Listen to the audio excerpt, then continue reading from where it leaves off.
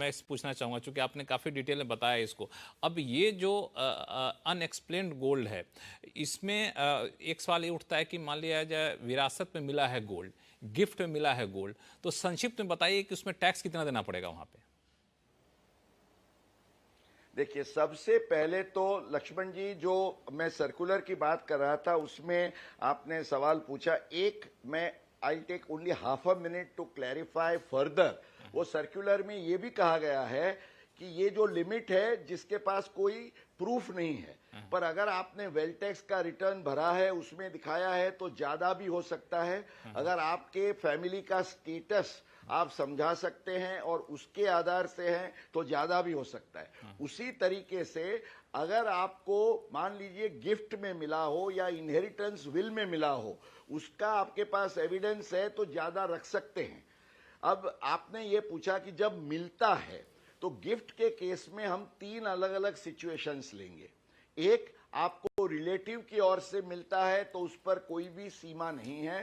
कोई भी रिलेटिव आपको कभी भी कितनी भी मात्रा में, और रिलेटिव कौन होता है हम शो में बहुत बार डिस्कस करते हैं, close relative can give you anything, आपको लेने पर कोई टैक्स नहीं है।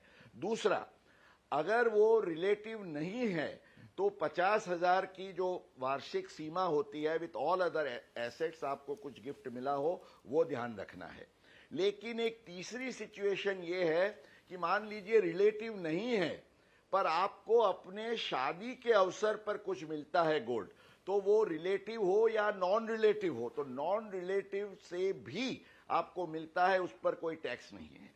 और फाइनली इनहेरिटेंस या विल में आपको मिलता है तो इस पर भी जब आपको कुछ मिलता है कोई टैक्स नहीं है। मुकेश, एक सवाल ये है कि अब कोई गोल्ड, ये मुझे बता दीजिए, गोल्ड पे जीएसटी भी लगता है? कोई गोल्ड ऑर्नामेंट खरीदता है, गोल्ड खरीदता है, तो उसको जीएसटी भी देना पड़ता है, और जब बेचते हैं तो उस पर जीएसटी कट जाता है। तो इसको कैसे मैनेज किया जाए, संक्षिप्त में बताइएगा।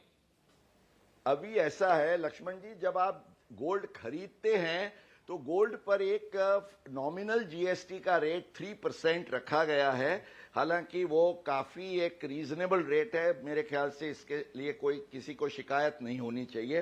गोल्ड का मेकिंग चार्ज जो होता है उस पर 5% का जीएसटी है।